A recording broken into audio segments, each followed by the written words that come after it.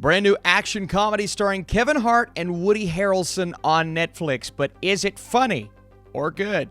What is up, Netflix fans? Welcome back to my channel. The Man from Toronto is on the platform right now. I'm going to tell you guys whether it's worth a watch or not. Be sure to get in that comment section. Let me know. Are you excited for this? Do you like Kevin Hart? So a case of mistaken identity arises after a screw-up sales consultant and the world's deadliest assassin, known only as the Man from Toronto, run into each other at a holiday rental. Not only do they run into each other, but they are mistaken for each other at this rental. So Kevin Hart is Woody Harrelson. Woody Harrelson is Kevin Hart. This film was directed by Patrick Hughes, who brought us The Hitman's Bodyguards 1 and 2, The Expendables 3, and it is rated PG-13 for violence throughout, some strong language, and suggestive material. And honestly, I think The Hitman's Bodyguard is a pretty good comparison for this film. It has a very similar sense of humor, very similar style.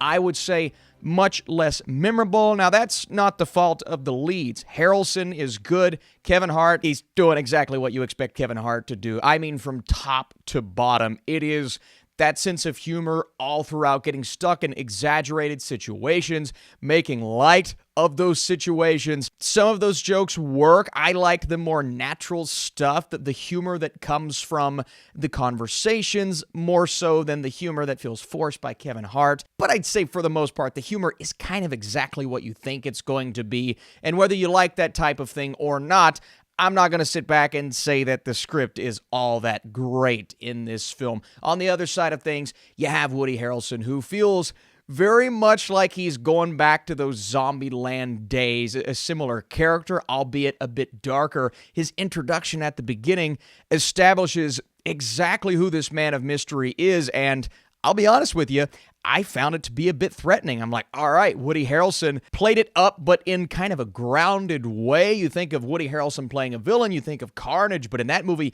he's exaggerated, he's over the top. In this film, he's dark and gritty and exactly what you think a villain needs to be. Now, as we go and he spends more time with Kevin Hart's character, you get the banter, you get the back and forth, and it's a very similar-ish relationship to a Reynolds and a Jackson in The Hitman's Bodyguard. But when you look at this script, this is my issue with the movie. The fact that you have two distinct storylines going on one side of things, it's Teddy, and everyone believes he is the Man from Toronto, so he plays that up. He gets in these situations where he's trying to be threatening, obviously not coming across as threatening, even though people in the room are buying it for some reason. And I'm like, I know it's supposed to be an over-the-top movie, but even that situation, I just don't believe that people are actually buying that this is the Man from Toronto. Now, there are layers to this story, right? The government's involved. He's working alongside people, infiltrating these places, even though he's just some random dude, and we see how random it is at the beginning. Should not be in this situation. It's a fish out of water. We've seen it countless times. Yeah, this other storyline, though, where the people that bring him in are taking his wife out on this luxurious night with her friend, and that's a storyline where he continues to tell her one thing, even though it's so obvious that something's not right, but she just kind of buys it all the way through the film, and every time we cut back to her, I felt like that storyline as a whole just wasn't needed. Like, I like getting her perspective on things, but what they actually do isn't as interesting as the movie wants it to be.